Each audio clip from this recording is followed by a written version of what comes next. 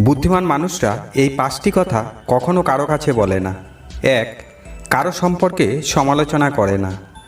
2. কখনো কারো কথায় তর্ক করে না। 3. নিজের ঘরের কথা কখনো কারো সাথে আলোচনা করে না। 4.